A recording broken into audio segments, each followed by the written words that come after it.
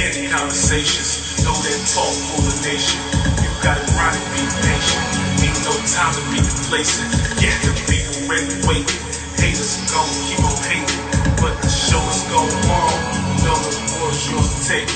What up, what up, what up? I need stars in the ceiling. What's cracking, y'all?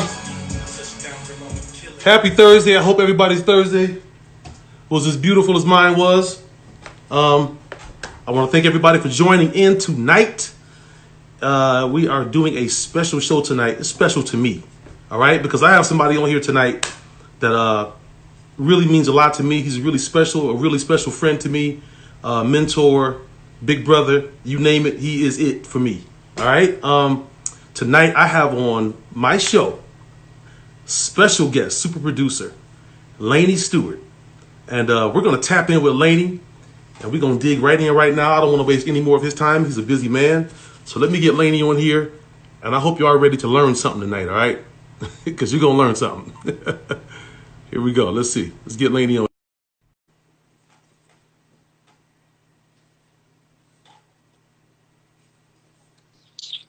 Laney, what's up, man? What's up, bro? How are you? I'm chilling. How you doing? How you doing? I'm good, man. I'm good. How you holding up? I'm chilling, man. Just trying to stay out the way. You know how it is. Yes, sir. Yes, sir. Keep that A lot mask going on on. right now. Keep that mask on. Absolutely. That's right. That's right. That's right. Well, Where welcome Kimmy to the at? show. Welcome to Kimmy. What did you say? Where Kimmy at? She around here somewhere. I think she might be laying down, taking a nap, doing something. Oh, okay. Let's get to it. Let's get to it.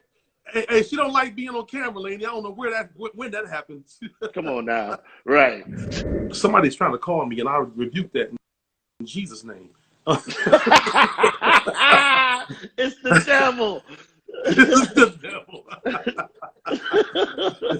But yeah, man.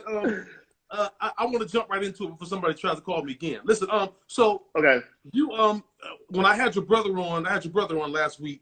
I'm sorry, week before last. I'm sorry, Mark. Yeah. And let me just start by saying this. I always thought you guys were from Chicago, but he corrected me. What city are you from in Illinois? I mean, it's people. We grew up in Calumet City. Okay. But that's like nobody knows where Calumet City is. I mean, maybe a little bit now, but when we were growing up there, so we would always just, when you tell people Chicago, but I mean, our ties into Chicago are like from the suburbs up, living, whether it's my grandmother lived on 79th in Michigan, we are always in the city. Our church was in the city. So, we grew up in Calumet City, South Holland. And then then migrated to LA and then Atlanta and every place else. But we always just say Chicago. Right. Yeah. Okay. Yeah. All right. For sure. I just want to get that straight. I didn't know he said that. Chicago. I didn't even know he not quite. Yeah, he rapping hardcore when he going into Calumet City. Yeah, I said. That's what's up. Listen, I want to talk about your humble beginnings, man. Before everything that you're doing right now, before all the accolades and all the success. As a child growing up in your neighborhood, man, what were some of the things that you did to occupy your time as a child? I like to start every show off by asking this. What were some of the things you did? For us, particularly when I say us, me, Mark, and Tricky, sports was a huge thing. I mean, we played everything. I ran track, played basketball, tried football for a day, got hit. I was like, I'm good. You sound like me. Yeah, I got that. I got somebody who it meant way more to them than it did to me, and I was good. Like I was like, oh, I'm gonna play this basketball thing. So baseball was huge with us. So sports was a really big thing. And then the flip side of that was music. I mean, it was equally like, as a child, we were doing stuff, at least particularly I was as a child, doing things that were music. Music was such a part of our house, part of everything that we were doing. That's what's up. Okay. Yeah. And now growing up as a kid, I'm gonna get to the other part later. But hey, what's up, Mark? I see Mark's in here. What up, Mark? Yeah, I just saw him. Growing up as a kid, who were some of your influences musically as a child? Dude, everybody. I mean, I just remember living in Chicago, Calumet City, whatever you want to call it. The radio stations, we got a lot of different music. and they were very, very segregated. Like you had your pop station, we had our two black FM stations at that time, and we had a lot of black AM radio stations. So when you were listening to black stuff, we knew we were listening to black stuff. But when you was listening to pop white music, we knew what we were listening to. So at that time, not only what we were getting on the radio, but as well as what we were getting in our house. You know, my mother was dropping off, like, strangely enough, you know, my mom introduced me to Kiss. Like, we listening to heavy metal, to Queen, to gospel. I mean, and then we're acting on it. We're bringing that around the piano and doing arrangements, and she's creating these arrangements for us to do. To like we did, we were like, I guess we had to be about 10 or 11, and she just one day decided to do this arrangement of Bohemian Rhapsody, and calls me, my brother, not Tricky, it was Mark, Cynthia, Kook, and myself to learn Bohemian Rhapsody. So we're singing the beginning of, you know, like some little kids.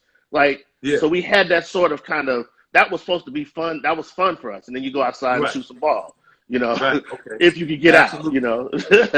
Absolutely. Sounds familiar. It sounds familiar. Right. Yeah. So now, as far as, because I know that, and just knowing you, I've been knowing you for what, 20 years now. So absolutely. Knowing my history on you, but let me ask you this, because I know some of these answers, but I just want the people to know. Where did producing start for you? Like, at what point did you say, you know what, this is what I want to do? Was it a process, or was it something that you kind of just fell into? How did that happen for you? Well, it's interesting because, once again, kind of tying into the aspects of music being around us, but my mom and her sisters, and particularly her sister Kitty, her other sister Vivian, who's passed on, they were like the top background singers in Chicago in the studio. So they did commercials. They worked with all the hot producers there. If you needed your background vocals done, they were who you called. So at an early age, I was formulated to what a producer was, because the great Charles Stepney, who I don't know if you know of, or a lot of people don't know, who was the original producer of Earth, Wind, and Fire, they did a ton of work for.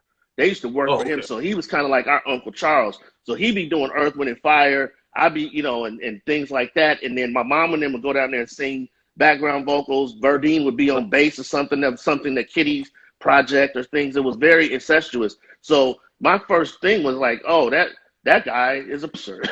I like that. And then we got dragged to the sessions with my mom and them. So my mom would do a Curtis Mayfield. They would do a session with Curtis Mayfield.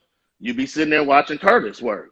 And so I grew up watching these legendary producers, and because they were going from, you know, studio to studio to studio, we were getting, and particularly myself, this experience that was just like, yo, I'm seeing these session musicians, string arrangements, horns, background singers. It was like you're a kid, and it was formulating a mindset very early on, at least, that music was going to be in the future. I didn't know I was going to be a producer. I was just like, whatever he's doing, I'm trying to do that. Right. So it's safe to say that your passion for music has been since day one. I mean, you know, because a lot of people, you know, you have a lot of people out here, a lot of producers and songwriters, and even artists, they tell different stories about how, you know, I could have been a basketball player, I could have been. So you're saying that the music has been your thing from day one. Well, I thought I thought I might get, you know, might go to, you know, at least get a scholarship or something to maybe play basketball, but I would have had to, you know, finish. But, you know, when I got to be like 5'11", and I was like, you know, this is stretching. My dad and my mom's, you know, basketball thing went away real quick, and the music was the next thing. It was like, oh yeah, the ball, yeah. I mean, I could go, but not like that. Right, I got you. So music was a natural. You know, we were just like regular kids, but we were having this experience that, you know, other kids I know at the time weren't having. You know, I started doing commercials when I was 8, doing like voiceovers and singing it like that on these commercials. So, you know, going and functioning in a professional environment was something that all of us were doing really at an early age. And I'm talking about from my cousins, you know, Kook, to my cousin Jason, you know, all of us were growing up in this kind of pod of music that was constantly in your face from gospel. I remember, my brother probably gonna trip when he hears me say this because he hates when I remember this, but I have a memory as a child of laying on the pew at the church when my mom was having choir rehearsal. Like this. Like I can remember these voices in my head of these 150 pieces. My mom's and dad's directing, and there's people, so music was just imprinted day one. It was we just thought it was a fun thing to do. There was always instruments around over at my grandmother's, Granny Jean's house. You just pick up something and start playing a trumpet. Nobody gave a damn. You just played something. A pot and pan. Play that. Right. That's awesome, man. That's crazy. Right. And so let me move on because I want to ask you this too.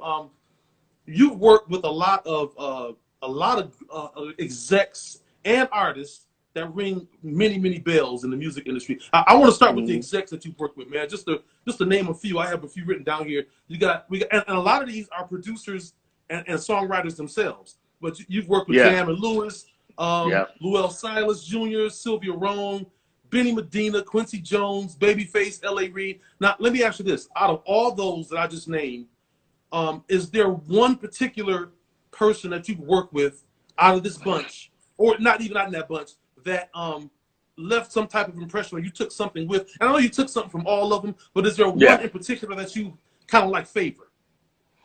Well, Lul's always going to be my guy, but I think Lul is everybody's guy from, our clique. We had a clique of producers during that time, and MCA was the hub. MCA Black Music was the hub, which is what put out New Edition, BBD. Even on the other side of that was Andre Harrell. He was part of that. So Mary, all those artists were collapsing on this little floor over in Lancashire in North Hollywood, and Lil Silas was the king up there. And we would sit back in Chicago and hear the records that he was putting out and we would be pronouncing his name. We'd be looking at the jacket. We'd be like, man, who is this Lyle Silas? Like, like who is this dude? And so when I first got on, Michelle McKinney sent my demo just to give her a little love because none of this would have happened without her. She sent my demo to a publisher unsolicited. And at that time, I had my jingle business, so I was doing really well in the jingle business. And he calls me, goes, "Hey, I want to sign y'all to a publishing deal." And we was like, "Yeah, whatever." I was doing them jingles. I was making a lot of money, doing well. So he wants to sign us. We signed a deal with Famous Music. Just moving the story. The first thing they wanted to do was to introduce me to Lul. So. There used to be this conference called the Urban Network. I don't know if it's still going on, the Urban Network Conference. So Alan Molina, who was another one of my mentors, Alan Molina, who was the senior vice president over Famous, took me to this conference, and they were having this party, and this wall of people walk in. And it's a little guy. Lil wasn't a big guy. And Lil walks in the room, and Alan's like, "Lul," like everybody's like, "Lul, Lul." The whole place is going, "Lul, Lul." Lul walks dead into me, and Alan goes, "Lul, this is Laney Stewart. I want you to meet him. You're going to be working together soon." And Lul was like, "Yeah." And moved me out the way. Are you serious? Dead ass. he was that big. Like he was doing it like that. So fast forward. My first kind of call came from Benny Medina. And he called me. I was literally in LA at the time doing a commercial. And Benny called and said he wanted to have a meeting with me. Me and my partner at that time, Tony Haynes, had written this one song, the first song we ever wrote together, and who I had a lot of success with. He heard the song, and I missed the meeting because my session ran over. So I was like, "Yo, well, that's that." And so he called back. He said, "No, Benny really wants to meet with you." So I go over and I sit down with Benny, and that's when he tells me he wants me to go and to Flight Time and work with Jimmy and Terry. And I'm like, wow. I'm like, I'm trying to be cool, but my face went numb. I ain't even gonna lie, my shit was numb. I was like, So me and my partner, I was like, well, I'm thinking maybe he's gonna say next year or some shit. And so he was like, yeah, can you be up there next week? And I'm like, oh, shit. Like, so go up to Flight Time to work on the Karen White project. It's maybe my second or third project. And it's nobody there. It's just me, Jimmy, and Terry. And at that time, and Sue. That was his person at the front. And Lul, they're working on Ralph Trousman. Okay. And Lul comes up. And he remembered me from that meeting. And he saw me. He's like, what you doing up here? And I was like, I'm working with Jimmy and Terry. And from that point on, I was his man. Like, he never he was calling me every day from that point on. And he really was the first dude to teach me how to make a record. So I was having kind of this dual experience of sitting there every day for a couple of years, like a year and a half with Jimmy and Terry, working at Flight Time, and then doing records for Lul, and the two of the best record people I ever, we all are some sort of extension from that tree, the two of them. So I equally put them together. Let me ask you this real quick, man, because I got to get this question in too. Because a lot of people don't get the opportunity to work with such big names as Jam and Lewis, Lil Silas, and people like that. But I want to talk about Jam and Lewis real quick, man, because they're two of my favorite. Okay. Yes, period. Mine too. Mine. But what type of method do they use when they're in the studio? Like, what is their thing, man? Because it's like they just can't give you a bad record. Well, I mean, look, this is it. I'm gonna say what it is. It's not by accident. This is what they taught me, and this is why we've had the run that we've had. Everything that they taught me is this 30-year run that we've had in the music business. First of all, creatively, and then second of all, from a business perspective, started with them going, Terry taking me up under his wing and going, I remember the first time he said, this ain't no accident, right? And I went, what? What are you talking about? Getting these hits. So at that point, he started to show me how to get to the hits. It's a science to it. And so he's breaking it down, and at the same time, we're working. And he's going, see, right here, you want to pop, and then and I'll be like, oh, got it. Then I go over to the room, listen to what Jimmy was doing. Jimmy working on the track, and it's crazy, but it's a scratch track. It ain't the track. So then you start learning these philosophies of writing, production. And the moment I got the shit, I'm running straight back down because, at that time, my guys were still in Chicago. We were working. So Mark and Tricky and everybody is down in Chicago. Coop. I'm running down and going, yo, we need to start doing this, and this. Yeah. Like, don't break these rules. This is why you can keep doing it over and over and over again. So we through that process, that's what's been the key. That I know that every hit songwriter and every hit producer, you have to be something that you have to be given and kind of ushered into understanding that you could get to one, but when they start calling you for that hit, the worst thing that could ever happen is you don't know how you got there. Right. Because and I'll say this too. 20 years ago when you and I met, and you signed me, because for everybody that doesn't know, I was signed to this man. This man I'm talking to right now signed me to his label. And you a bad boy. You a bad boy. I didn't start the show off by saying this, but I want to say I really appreciate you for that, man, because you reached out to me and you took me in at a time where nobody really messing with me. I was new to Atlanta. I just moved from Detroit to Atlanta, and I didn't have nothing going on. I was just kind of just here, And dude, I didn't know where you. I don't know how did I meet you? Was it Jason? Through Jarvis. Through Jarvis. Got you. Jarvis Taylor. That's right. Yeah, Jarvis. Hey, lady, listen. I was over at Noontime Studios with Jason, my cousin Jason, and we were doing a session, and we were like working on some tracks, and Jarvis came over there, and he was like, "Hey man, who are you signed to?" I'm like, "Nobody." He was like, "Come meet my fellas." I hopped in this little small car, and he brought me over to Red Zone. Yo, dude, hilarious. I thought it was Jason, but it was Jarvis. You're right. It was Jarvis, yeah. But I really appreciate that, man. I really appreciate it, because and some of the things you were just talking about that you learned from Jam and Lewis, those are some of the things that you actually taught me. And Right. and I have to say that they do work. They work. So, I mean, yes, look, yes, they work. They work. Yes. I mean, I don't know. There is a sector of people who I can have that conversation with, and they will walk out the room and not listen to not one thing that you have to say. Uh-huh. Uh-huh. They'll, I'll be like, sometimes I'm spitting y'all, because sometimes I just, particularly just getting back from Atlanta and my guys in Atlanta, when we would be sitting in the front and just having conversation. You know how it is at the studio. Yeah. We're supposed to be working, but everybody's sitting up in the front. Everybody kicking it. Yeah.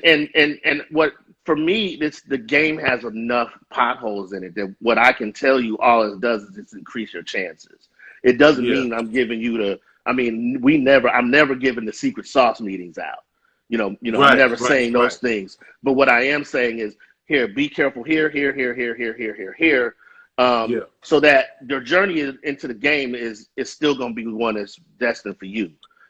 But when you drop $1 million information and you can tell who's listening, you can look around the room and go, who's paying attention? And you go, there it is.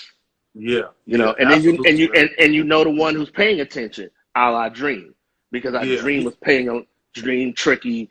They all pay attention. Sean, my cousin Sean, everybody who's ever I've had an influence on has had a hit. They were listening. That's all I can tell you. They might have done a million other things wrong, but the one thing you got right, it's just the first thing that I say in the chapter of if there was a book, is to learn to shut the fuck up and listen to somebody in the room that's talking. There it is. You preach. You preaching right now. But most cats be trying to overtalk y'all, man, and you be like, okay, well, you go ahead and talk. Yeah. I just saw Tricky say, how can I find Jarvis? We all want to know, Tricky. Hey, when we get off the air, Jarvis might be somewhere in Alabama on a gambling boat. We don't know. Jail, but we'll talk about that off the thing. Yeah. So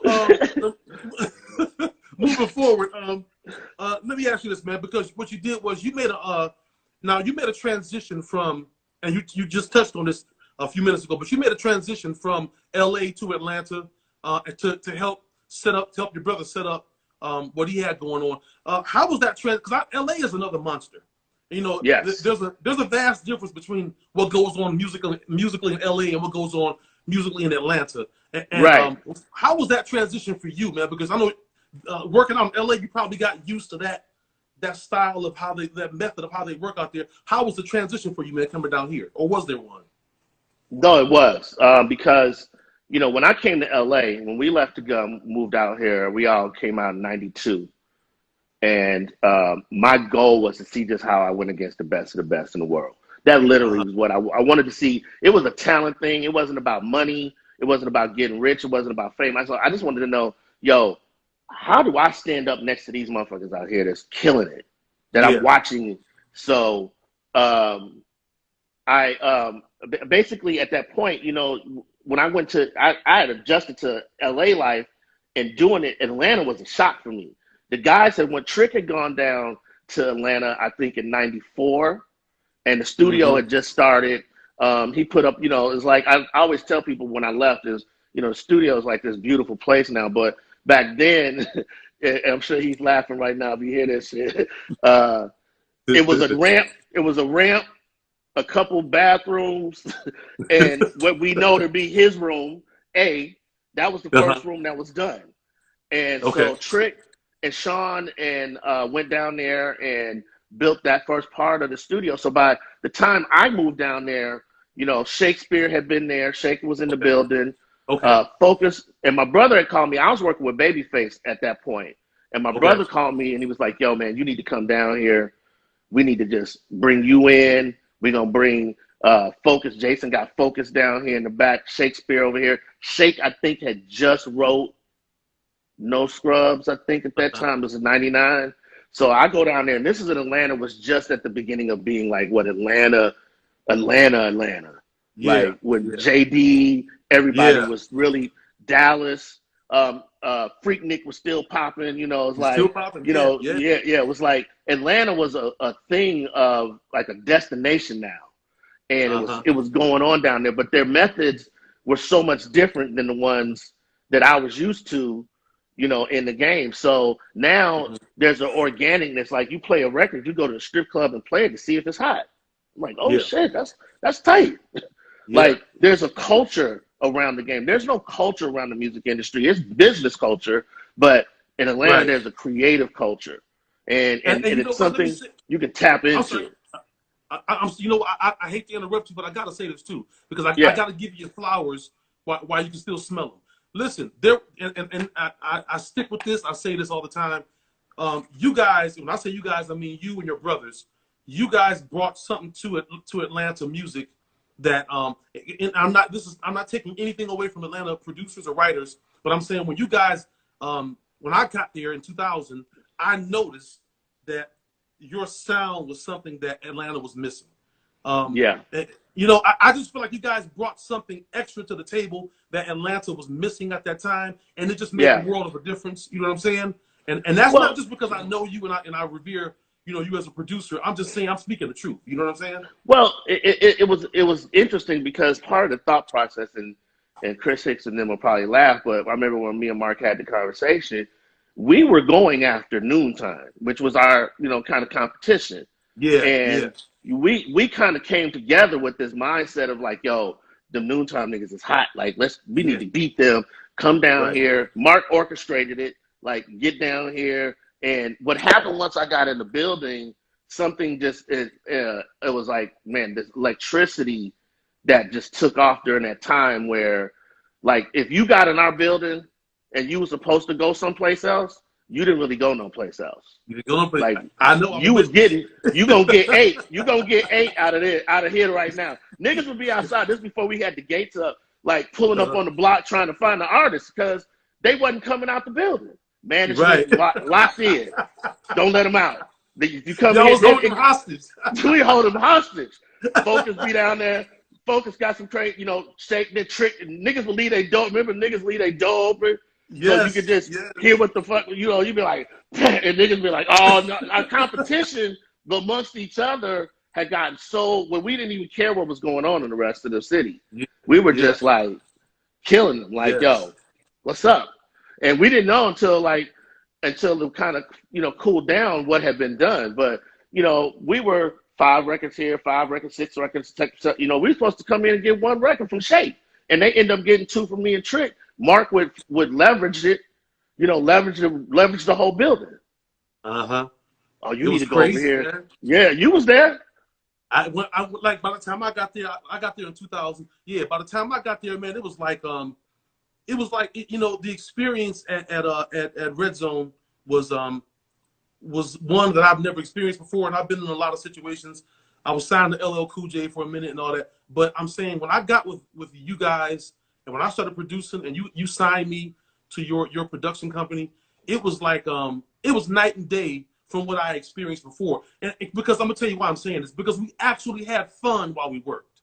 Yeah, You know we what had a I'm lot saying? of fun. Yeah. Yeah, it wasn't Yeah. like a stuffy atmosphere. You know what I'm saying? It No, wasn't like, no. you know, it wasn't a bunch of suit and ties running around. It was like, you know, we was kicking back, you know, we was chilling, laughing, cracking jokes. We was working now. Don't get it Yeah. twisted, but you know, it was a very fun atmosphere, man. So I just remember, you know, how you guys, you know, you changed my way of thinking when it came to production, man. You taught me a whole lot. A whole lot. Well, we're kind of doing a draw back to the beginning of the conversation. I believe that one of the secrets for us is that the invisible secrets is whether it's been from it as a family has been a level of excellence that we just set a bar that's probably higher than the average person wants to deal with. Yeah. The bar in that building at that time was so high. I mean, you got to understand, at that point, no scrubs have been written in that building. Yeah. Bills have been written in that building. And in that building was the expectation of those things. You Yes. had to be, you were trying to beat what that was. Yes. You were trying to come up with things that would, you know, Trick would go in there and do Case of the X. You kind of, you know, I go in there and do Without You, something that was happening, you know, Focus would come with a track. We would have Focus would come in and have like battles, like, you know, Yeah. but and you'd be like, oh, that's crazy. And then you play, you know, we were just competing healthily against each other, just playing each other's music, you know. Friendly competition. Friendly competition. But Atlanta, we'll say this, going back to your point, is I think Atlanta had a lot more effect on us than maybe I think what we were doing, we were different to come to when Trick got there, he was bringing that, kind of Lil Silas, Jimmy Jam, Terry Lewis, Minneapolis, production style with him that I had taught him. And so he got down there and got into the filth of what, the dirty birdness of what Atlanta was bringing, strip club, bringing that atmosphere into the studio was what we wanted to do. We wanted to be connected to the people. So there was always a lot of people, as you know, around, but you would know immediately if a record wasn't working or was working. It's a reaction. It's an involuntary reaction. And the moment that if I'm looking in the room and ain't nobody giving me an involuntary, I don't want to be looking all in your face like that. No, I want you to give it up. I want you to give it up. If you ain't giving it up, that ain't it. Right. That ain't it. That's not the record. That's fact. That's fact. Yeah. Okay, so speaking of that, yes. Well, let me ask you this real quick, because you don't normally get a lot of producers out here who have family that do what they do. You and your brother Tricky, man. How is it working with your family, with your brother? Because it's one thing to work with Jam and Lewis and everybody else, but is there a difference? It's a minefield. I mean, it's hard enough to be family anyway, but it's, we are all, there's so many talented, it's people in my family that's so talented. My Uncle Butch, rest his soul, God rest his soul. He was another huge influence on me. Super talented, just oozing out of his ears. I got a cousin named Lil Man who plays the stew out of a piano. Like it's in our genes. And so I feel like I had to realize there was a level of competition that I didn't realize was actually happening. But there's a level of competition with it. And then when you're in business and your brothers and and we all kind of alphas, it creates we have to make, what's that, quarantine distance. We got to give each other 6 feet sometimes. Because, like me and Tricky and Mark play the game like athletes. We run, we have an athletic mindset towards the music business. Okay. And it goes back to our sports thing as kids. So a lot of what we do is pulling, but that intensity, we pull models from other people, but that athletic intensity is what we bring to the competition. And that can mean your opinion might be a little stronger than that nigga's opinion. And so it can become that. And so I think as we got older, we had to learn to give each other, all of us, everybody now has their little space that they have created, so where when the family thing comes together, it's easy. It's no drama. There's just, but working together is hard as hell. It's hard as hell. I'm sure they would put it a little bit more gently, but it's hard. It's my mom was even working in the studio, and that was tough. It's like, it's, it's just, what it was. You be down there. So, but at the same time, I think that intensity produced where we have become. Like, I think that pushing each other to a level of greatness, I think that's what has really kind of been why we've been here for 30-something years. Absolutely, man. That sounds wonderful. I like that.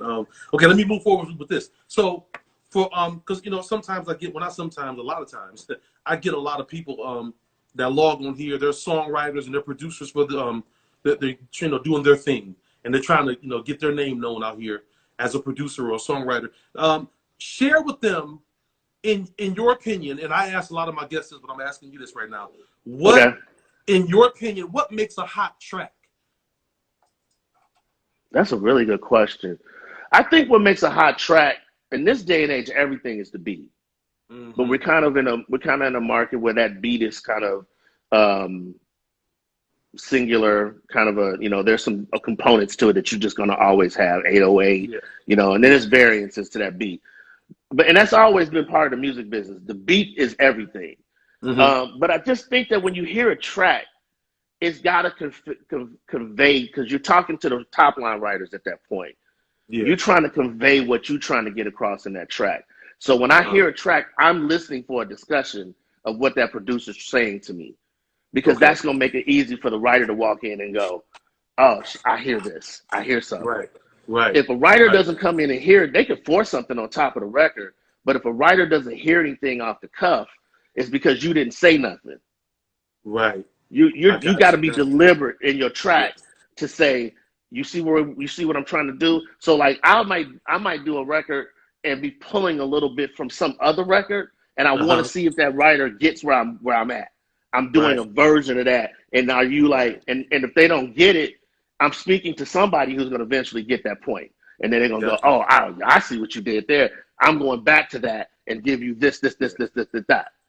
Yeah. So absolutely. it's a discussion right away. Like, I mean, there was no way the first time I heard Case of the X, when Trick did that. Dun, dun, dun, dun, dun, dun, dun, dun. Like, you're not going to miss, if you miss that, that's easy. Yeah. Yeah. That's his job. Yeah. His job was to make that shit easy. That's what our job is. We're going to make, so when you hear that. Who wrote Case of the X, Laney? Trick, Tracy, Tab. Yeah, Tracy Hale, Tab. I think that was it. I don't want to leave. That was the trio. That was the three of them. They did a lot of that during that time before Dream. Yeah. So it was. It might have been some other. It's like, but you trying to just have a conversation right off the cuff, and it don't need to be produced all the way. I think one of the biggest misnomers is cats is, they don't leave a lot of room for the vocalist, for the melody. And that's what I was going to say. That's another thing I was going to piggyback on when you said that was also that being a producer is kind of like being a surgeon, because if you're operating on something and the operation has to go right, and and a lot of times if you put too much into it, then you can kill the song, kill the vibe of the song. Well, I look at it like I actually use a chef analogy better, is when you're cooking and you're going through the process of cooking. The end game is when it comes out the oven. Everybody's waiting for it to come out the oven moment, right? Yeah. But everybody's not waiting. When it's flour and it's eggs and it's water and it's milk, you got to see something in that. The person that's making that knows that this is going to be a cake when they start that. Right. The question is what everybody, when it comes out the oven, is going to think about it, and that's what you're thinking about right away in the room. Right. You're thinking about that right away in the room. Absolutely. You're just trying to get to the point to where you go, I could take this and make bread at this point. I could take this and make a cake with it at this point. Everything is about the process of the writing process. Even I tell people all the time, I tell young writers all the time, stop producing and writing at the same time. Write the record and then produce it. Because you could be producing the fuck out of a terrible song.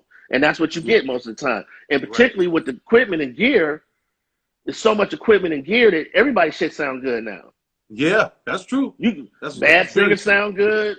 Bad producers can produce the fuck out of a bad song. It's like, so, and you gotta, and when people, I hate this because they think it's that. They think they can fool, hit, A&R. You can't fool A&R and producers who are in the game at a certain level with production, because we all know, we're listening for the song. Yeah. And then we're taking apart after that. But you're listening for the song first. You're really trying to get to the meat of the record, and then you go, because that's what people fall in love with. You're dressing around it. How you got the table set is the production. But the food, when it actually hits the table, if people don't like the way it tastes, they just don't like the way it tastes. Like the way it tastes. Yeah, you're right. Absolutely. Yeah. Would you say the same thing? Now, okay, so that's as far as music. Okay, that now what about the actual songwriting process? When the writers come in, let's say you got the track and the track is banging and it's hot and everything's good. Speak to the songwriters at this point. When it comes to songwriting, what is that thing that makes a good songwriter? Ooh, there's different points of entry, but here's one, and I'll draw two writers that are close to home in this circumstance, and that would be Dream. I would use Dream. This is the reason why I signed Dream. There's a sensibility that it's the same with a great rapper. There's a sensibility of how they tell their story. Okay. They're telling a story, and they're very cool with telling that story in the detail, almost like Dream didn't. When I met Dream, he actually, the first audition, it didn't work out. I didn't know he had been in the building prior to that. And my boy Vaughn brought him in to see me, and Vaughn, he hyped him up. You know Vaun, right? And, I think so. Yeah. His Grammy, Laney is Grammy, and then so Vaun comes in with Laney. I got this writer that's bananas. So I was like, well, bring him over, Vaughn. Let me holler at him. So Dream comes over. Dream didn't sing. He didn't have a good audition. I ain't gonna say what happened, but it wasn't a good audition. Okay. So, but I did tell him this, and this is what I told him. I said, dude, I said, go back, and I try to leave writers when they have when it ain't worked out with, way to go back, go back and come back. I don't be meaning it, but I mean, like a lot of times I'll be just trying to send them out with, I think you got, if you got something, we'll talk about that. But from the perspective of, like, I was like, yeah, come back. And I didn't think he was going to come back. And then a year later, he came back. So I said, oh, you back. So I bought him back again. I said, the first thing I said, you back. All right. He didn't know it. I was like, I'm going to fuck with you from this point on anyway, because you had the balls to actually come back to this piece. Come back, yeah. So on the comeback, he was in. Like, I was going to fuck with him. Right. Because most cats wouldn't have been like, fuck that nigga. He don't know nothing. Yeah. So he came back, and I had respect for that. So he auditioned. The first thing I realized when he was auditioning, in the first record we wrote together was this record that nobody knows they ever heard, was called I'm in Love with My Sister's Girlfriend. And we were working on B2K at the time. And B2K had parked their tour buses. They was on tour. They had parked their buses down the street. They were like, we had, I think, 4 days to do as many songs. Like, we did 8 songs in 4 days. Wow. Dream walks in literally that day, comes in, he writes this song, but I'm listening to his lyrics, and I'm like, there's so much detail that he's getting in that's real circumstances. Yeah. Like, this is not no fluff shit. This is a rapper's point of view of a record. And then his scams was reminding me at that time, after I just came off of Casey and JoJo, like a few album cycles ago, and Bone Thugs and Harmony was in the room when we was working, and I was a big fan of theirs. And so when we were working, and they started doing, they was in the room doing their thing, like, hey, and I always loved that sequence. And Dream walked in, and he was dropping it like that, and I was like, yo. So all of these things start clicking, like bang, bang, bang, bang, bang. But there were still things that he didn't know about the songwriting process, the hooks aspect, but it was his point of view. Candy had the same thing when they walked in, but they had got that from Jermaine and working over there when they came in and wrote Scrubs. It was like they were having a conversation. So when a top line writer walks in the room, I'm listening for what their melody mindset is, and I'm listening to how their lyrical point of view is on what they're trying to say. Yeah. Period. Yeah. And so I'm like, and even if you're raw and it sounds janky, I'll hear through that and see something, and that's when I go, I'll fuck with you. And that's where a lot of people miss those writers, because they're listening for a moment. They're listening for a moment of perfection, and I'm not. I'm listening for where your seeds are, like where your little moments are of, oh yeah, but if we exploit that, then, and that's why I'm a big believer in putting writers. Some writers have better strengths in other areas and putting them together. So if you're a lyrical person and not a great melody person, it's about putting those two people together. Right. And then seeing if there's some magic there, because that person's lyrical point of view and your lyrics suck, but your melodies is dope, and they come together. And if y'all can get egos out the way to let each other become one, it's magical. I did that with my ex when she did I Love Me Some Him, and her and Andrea Martin came in on that record. But it was like trying to get her to, you're a lyrical person, you're not a melody person. And then boom. And so that's what happens. So you kind of got to be in the metrics of it. You got to be in the really looking for something. And generally, there's people who I have those meetings with, and I'll walk away from those meetings thinking, put a note in my head is, if they come back, I'm going to mess with them. I want to see how they're going to respond to the notes. Yeah, I want to see how they respond to what I told them. Absolutely. That's good advice right there, man. That was good. Now, what in your opinion makes a great artist, man? Because you work with a lot of them. I got a little list right here. You work with Madonna, Chris Brown, Charlie Wilson, Shantae Moore, Tony, Casey, JoJo, B2K, Soleil, Blue Cantrell, TLC, Destiny's Child, Britney Spears, Tony Braxton, Usher, Tyrese, Keith Washington, Aaron Hall, Karen White, just to name a few. Right. Damn. That's a lot, yeah. And what in your opinion, what makes a good artist, man? It's something that they just walk in the room with. I think it's a variable. because people think it's about the singing and it's about the presence. Mm-hmm. An artist can walk in a room and you feel their presence. And I'll speak on an artist that's right now that's like literally up on my plate, and I'm not self-promoting because we doing a record together, but Michaela, MKXY. Yeah. She's hot. She's hot. Yeah. Dude, like I watched her, both her and I got down to Atlanta about the same time 2 years ago when I just got back from Atlanta, but I was there for 2 years, and Tricky had called her and brought her in. I was taking a look at her at that time when I got down there. And the funny part about it is the song that's out, now that I speak on it, I wrote when I got there. It was the first record that I wrote when I got to Atlanta, Lost, the record that's out right now. And so not thinking it's going to be for her, it wasn't anything like that. But the synergy of it as I'm thinking about it was crazy. But I watched her come in and develop. Some artists come in and they got that explosive, Blue was, Blue came in the room, Blue, it was, but I watched this girl develop. Like MK was like, you would see her get better, just not in the studio at becoming an artist, that intangible that we all, as producers, when we sign an artist, that one intangible thing that you go, man, I hope they don't, I saw all of it, I see it, but I hope that this at some point doesn't crumble. And in the back of our minds, we know where those areas are, but you're trying to maybe sneak them through let me just get this deal done and then we'll work on it, But with MK, it's been watching this maturation of her just flourish. Like, I cannot wait for people to meet her as an artist, because I remember before I left, like before the virus went down, and she and I were sitting on the couch, and I'm like, "You ready?" And she was like, "You think so?" And I was like, "You ready? Like, it's just time to go. It's like, it's time." She had this meeting up at Epic, really big, but it was before she had the meeting up at Epic, actually. And I told her, I was like, "You ready?" You just poised her confidence, but it wasn't loud. And so it's one of those things that you just can't go, man, that person walks in with it. And then when you be around Beyonce or you be around any artist that's huge, they all that intangible, they all have the same thing.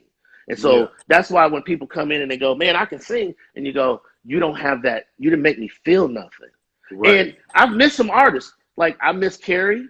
I missed on Carrie Hilson. I missed on her. I mean, I wanted to do it. We didn't get it done.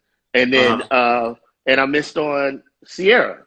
But Sierra would be around every day. Like Sierra was the homegirl. Like, and people was like, you need to do something. And me and Sierra were more writing together at that time. Okay. We were just writing like all the time. But she was 16. So but when Sierra turned into an artist, and I was like, nah, I'm good. And then the next thing she turned into Sierra. So you can miss that too. But it's just a thing that you feel. Yeah. Absolutely. Okay, that's what's up. And as far as producers who are trying to get placements, because a lot of times sometimes it's not as easy as they may think it is. A lot of cats think, I'm gonna go in here and bang this beat out, and because they got a couple of their homeboys around them that say it's hot, they feel like, oh yeah, Cardi B will take this or so and so, but it's not as easy as you think it is. What if any, if there is one, what is the formula for getting your music placed in the music industry? Write a hit song. There it is. I mean, I was trying to think of something like, look, there is a little bit of a science to shopping music, but that's more about relationship building and contacts. I believe that the one thing that we did that was really major was we like the A&R to have an experience with us. So, it's once we got them in, there's people we worked on, A&R people we worked on, and labels that we worked on for 4 or 5 years to try to get. Okay. They wasn't you could have hits everywhere. They wasn't trying to fuck with you. And we would just jive. It was jive. We spent 4 years digging into jive until we had a couple records. I did a record that was really close to being on Britney's album before the one that Trick did, like in the last days of Britney. But it was like, they was like, nah. And so when we finally got them to come down to Atlanta, we wanted them to have an experience. And then from that point on, we built a relationship with jive. It's really about the relationship, not just with the A&R, but it's about when people know the relationship between A&R and producers is trust. Yeah. Can I trust that you're gonna bring the record home? If you can't bring the record home, then they're gonna come, and we do a lot of a la carte now. You know, there's not a lot of producers who are like, you know, us in the sense of speaking of me and Trick, you know, kind of top to bottom. We produce the vocals, range it, you know, all that. Yeah. There is a lot, you know, now, you know, this goes out to here to do the vocals. You know, Coop, my cousin Coop probably will do the vocals 9 times out of 10. That's going to go, then it's going to go to this engineer and he's going to do this. And the engineers and those guys. And a lot of times, like, you know, even for me, when I did the Chris Brown record, you know, I was talking to the engineer most of the time because Chris just cut his vocal by himself. So, you know, Pat and I were talking and, you know, and I'd be like, well, you know, blah, blah, blah. But normally that position would have been me sitting in the studio and going, do this, do this, and do this. So we're in a different game now from that perspective. But building that relationship so that they can trust you is why they keep coming back. Because then ultimately, if you're getting the result, and this is what goes back to just write a hit, and everybody that I'll be sitting back on Instagram sometimes and seeing people in their lives and stuff going, we got one. And I'll be like, no, you don't. and it's not because the record ain't hot. It's just so much. It's so much that has to happen to get it to the point to where it's that record. You have to, like, if Shakespeare had wrote No Scrubs out in Kankakee where he was, nobody would have ever heard that record. He wrote it in our building. You know, so the access was there. So when Mark and Tricky heard that record and then played that record, they were able to go, oh yeah, let's play this for Dr. Let's send this to LA. So and I see on here Tricky said, trust the vibe. Trust the vibe. Trust the vibe. Right. Yeah. So every step along the way, it's nobody can make a mistake. You can't make a mistake. The song, you know, when you hear a song that's doing well, it's a lot of things that had to go right. There's a lot of songs that you and I did, you know, that just nobody ever heard that is dope as hell because a couple things went wrong in that process along the way. You have to really be in a place to where you start to build relationships at a level of trust between the business partners who you're working with, whether, you know, in the A&R game, management. You know, managers are the ones that really to get to and sit down and have a conversation with them. But they know who look, their job is to get the record. They don't have time for hope and belief. And maybe one day you got to, as Janet said one time, ain't nobody going to give it to you. You got to take it. Got to take it. That's real. That's real talk. You got to take it. Like, you know, what's happened for us in our career has been a lot about just taking the moment and pouncing on it with no thought of, when we left Chicago, we were like, we ain't coming back. Right. Got you. People's like, are you guys okay? You guys okay out there? We was like, yeah, we ain't on Mars. Like, but we ain't coming back. Like, we not coming back.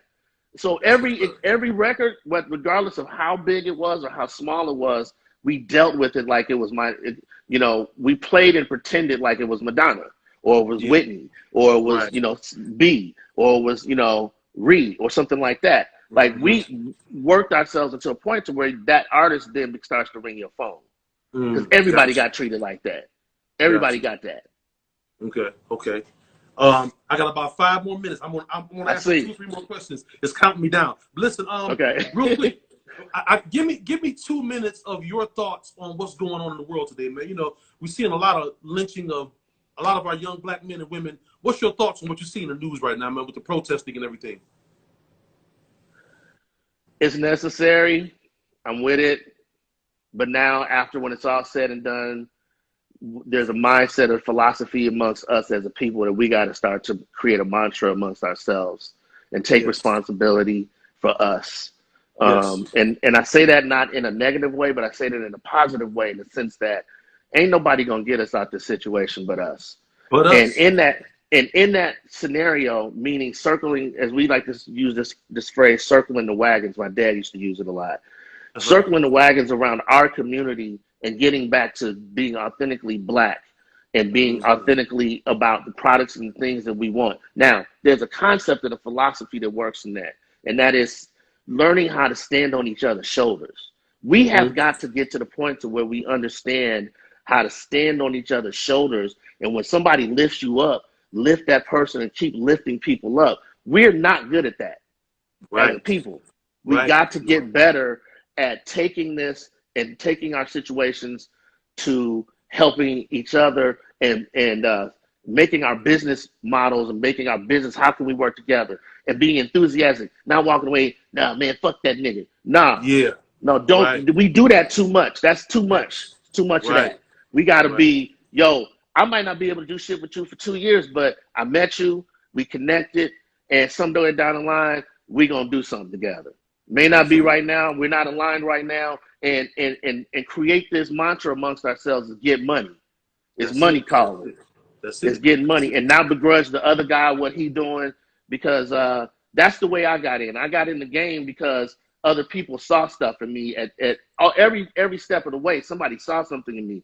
The conversations that I had with Terry about being a Black business owner, he never had to have those conversations with me. He called me out to his house one day just to talk about how I was going to be as a Black producer in the game. And how was my family, how you going to deal with your family with money, and how you going to deal with this, and how you going to deal with that. And then he taught me, we would just sit there for hours, go out on this boat, chilling, and he just dropping these things about being Black and being an owner and this is in 92. We're having these conversations. We've been dealing with this stuff forever, but this is something that we got to pull together and make sure that, and then we go outwards and make money. Yeah. You know, I'm working on it. I'm not going to shamelessly plug, but I'm shamelessly plug. I'm working. That's my next question for you. I was asking what you're doing. I was asking what you're doing. Go ahead. I'm working on a documentary about the 90s, about the power of Black entertainment and how we was running shit and everybody tried to pretend like we wasn't. Every big Black artist at that time was running the whole game. Prince was the biggest rock star. Michael Jackson was the biggest artist. Whitney Houston, Eddie Murphy was the biggest box office. We were the biggest. Arsenio. All of these things was on there popping, but they made our market a secondary market. And we was only making music for us. We weren't making music for other people. We were making music for Black. So the documentary is called Unapologetically Black, and we're going to go into how Black culture shaped America. And it's going to be good. It's going to be Black entertainment culture. When is that dropping? Do you have a release date for it? I think we're looking at 2022. Okay. Yeah, 2022. It's we're going back, and it's big because I'm trying to get, Quincy's getting up there. Quincy Jones in the 90s, huge part. You think about this man, this guy had a magazine, a TV shows, he producing movies.